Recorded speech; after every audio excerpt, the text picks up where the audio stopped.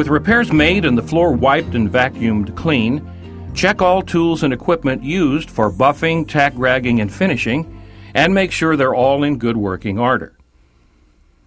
We buff or abrade the entire panel between application of each coat of finish. Buffing between coats abrades each coat to ensure bonding of the next coat. It's a roughing and smoothing process. Check the condition of the buffer and attach the right buffing pad. White pad with screen, white pad with maroon pad, or maroon pad only.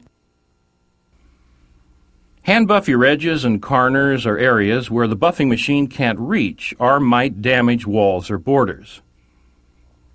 When you have your perimeter buffed, carefully bring the buffing machine onto the floor. Don't bounce it or tilt it, which might cause damage to the floor. Always keep the buffer level with the floor, not tilted. Running the buffer back and forth or applying uneven pressure causes heavy swirls. The buffer turns counterclockwise, buff in a counterclockwise motion, with the cutting point always on the right side. Take it in at a 45-degree angle and run the full length of the floor in one direction, then bring it back over the same area. 2 passes, down 16 and back 16. Then overlap about half the 16-inch diameter of the buffer and make the same full-length pass up and back. The overlap of about half the area contributes to a smoothly blended finish. Buffing gives the finisher another chance to spot imperfections, either old ones missed or something new.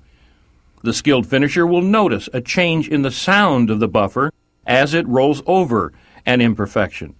The sound changes, for example, when the buffer moves over debris, a shakeboard with grain separation, or hollow shakeboard, or lift-over wood. Always buff carefully, smoothly, and with patience. Resist the tendency to speed up. And avoid dragging the buffer off the floor because this can create scratch patterns which will show up in the finish. Carefully move the buffer off the floor and vacuum the entire floor to pick up grit and dust. Using the manufacturer's recommended tacking solution and a clean cloth, tack rag the floor clean before applying the finish. Pick a start point for tack ragging. Place the rag on the floor and clean the entire floor before lifting the rag. Picking up the rag will just drop dust and dirt back onto the floor. Tack in one direction only, removing dirt and dust.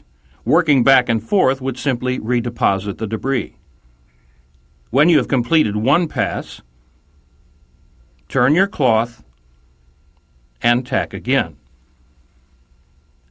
The National Wood Flooring Association provides a chart matching the tacking liquid or solvent with the type of finish on the floor. Please consult this chart if you have any questions as to what liquid or solvent to use during final cleaning.